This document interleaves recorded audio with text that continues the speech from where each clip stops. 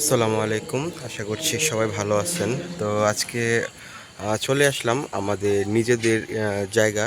তো এখানে আজকে আসলে কখনো খেতে খামারে আসলে কাজ করা হয় নাই। তো আজকে আসলাম কারণ আম্মু একটু বিজি ছিল, আর এমনি তো লোক পাওয়া যাচ্ছিল না। তো ভাবলাম যে নিজের জায়গা যেহেতু আছে নিজেই কাজ করি। যেহেতু শীতকাল আসছে, শীতকালে শাকসবজি করা হবে, তো এই জন্য আসলাম আর কি আজকে ক্ষেতটা একটু পরিষ্কার করার জন্য। যেহেতু জায়গাটা অনেক বিশাল, তো একসাথে তো আর কাজ করা যায় না। তো ভাবলাম যে আজকে এই যে এখানে যে ঘাসগুলো আছে, এই ঘাসগুলো একটু মানে আজকে উঠাবো। তারপর হচ্ছে কিছু মাটি আলগা করব আর কি, যাতে মানে রোপণের জন্য সুবিধা হয়। আর আপাতত এখানে দেখতে পাচ্ছেন যে পেঁপে গাছ, তারপরে হচ্ছে বেগুন গাছ, তারপরে এখানে কিন্তু মরিচ গাছ করা হয়েছিল, আরও অনেক বিভিন্ন ধরনের শাকসবজি করা হয়েছিল অলরেডি। কিন্তু এখন হচ্ছে এগুলা মানে উঠানো হয়ে গেছে। আর সামনে হচ্ছে মিষ্টি কুমড়া করা আছে, দেখতে পাচ্ছেন। তো এখন আবার যেহেতু শীতকাল আসছে, নতুন করে আবার রোপণ করা হবে। তো এই হচ্ছে সেই কোদাল। তো এই কোদাল দিয়ে আজকে কাজটা করব। তো ভাবলাম যে যেহেতু কাজ করতেছি, সব কিছুই তো আপনাদের সাথে নিয়ে করি, কাজটাও আপনাদের সাথে নিয়ে করব। তো জানি না, অনেক দিন পরে আসলাম মানে কাজ করার জন্য, কতটুকু করতে পারবো দেখা যাক।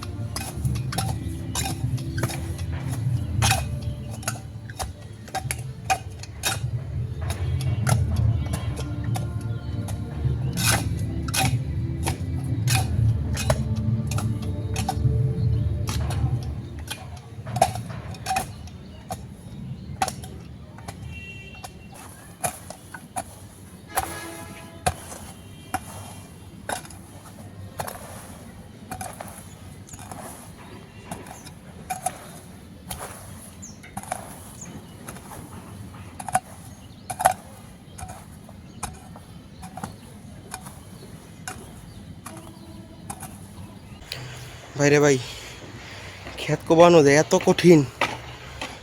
ও, আমি কখনোই জানতাম না, আসলে অনেক কঠিন। আহ,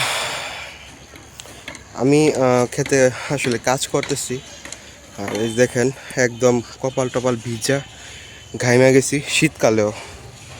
তো একটা জিনিস চিন্তা করতেছি, আমাদের দেশে যারা আসলে কৃষক আছে বা মানে শ্রমজীবী পেশা যারা করে আর কি, মানে কায়িক শ্রম করে সারা দিন, তারা কত কষ্ট করে। আর যারা কৃষক তাদের কথা কি বলবো, যে আজকে এখন বুঝতেছি যে এত কষ্ট করে আসলে কাজ করে, তারপরেও দেখা যায় জিনিসপত্রের দাম বাড়লেও তাদের কিন্তু সেই পরিমাণ টাকা পায় না। এটা আসলে ঠিক না, তাদেরকে ঠকানো এভাবে ঠিক না। তারা অনেক পরিশ্রম করে, যেটা আমি এখন বুঝতেছি। আর আমাদের দেশে সবারই উচিত, যাদের ন্যূনতম পরিমাণ জায়গা থাকে, সবাই যেন টুকটাক চাষাবাদ করে আর কি। এটা সবারই উচিত, কারণ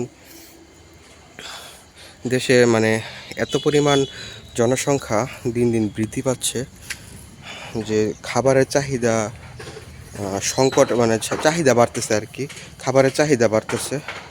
তো সেই ধারাবাহিকতায় উচিত সবারই যা যার জায়গায় নিজের প্রয়োজন অনুযায়ী কিছু করার। এতে করে আমাদের সবারই খাবারের একটা চাহিদা কমবে, এবং দেশেও মানে খাবারের চাহিদার উপর প্রভাবটা একটু কমবে আর কি। সর্বশেষ সবারই ভালো হবে। তো অনেক কাহিল লাগতেছে, মানে কি বলবো।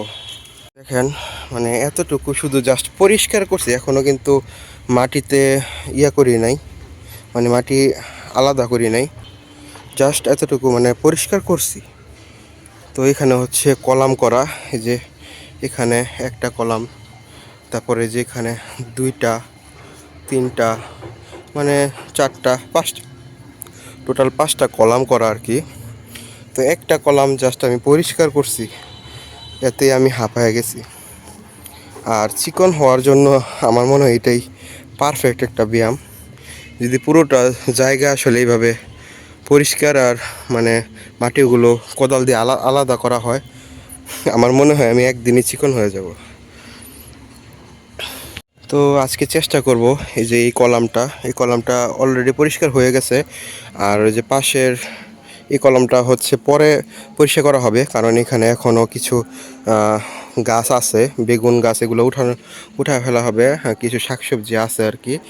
তো যার কারণে কিন্তু এই কলামটার মধ্যে এখনও কিছুই নাই। এখানে হচ্ছে টমেটো ছিল, আলু ছিল, তো এগুলো উঠায় ফেলা হয়েছে। তো এই কলামটাই আজকে কাজটা শেষ করবো। এই কলামটা মানে চেষ্টা করবো আর কি এখান থেকে ওই পর্যন্ত মাটি আলাদা করার কোদাল দিয়ে। তো এরপর হয়তো বা এখানে নতুন বছর যেহেতু আসবে, তারপরে আছে শীতকাল, তো নতুন আলু, তারপর টমেটো, তারপরে হচ্ছে মূলা, এগুলো করা হবে। তো আজকের ভিডিওটা এই পর্যন্তই। ভালো লাগলে সাপোর্ট করবেন, লাইক করবেন, শেয়ার করবেন, এবং অবশ্যই যদি ভালো লেগে থাকে সাবস্ক্রাইব করে দিবেন। দেখা হবে নতুন কোনো ভিডিওতে, নতুন কোনোভাবে, নতুন কোনো জায়গায়। সেই পর্যন্ত সবাই ভালো থাকবেন, সুস্থ থাকবেন। আসসালামু আলাইকুম।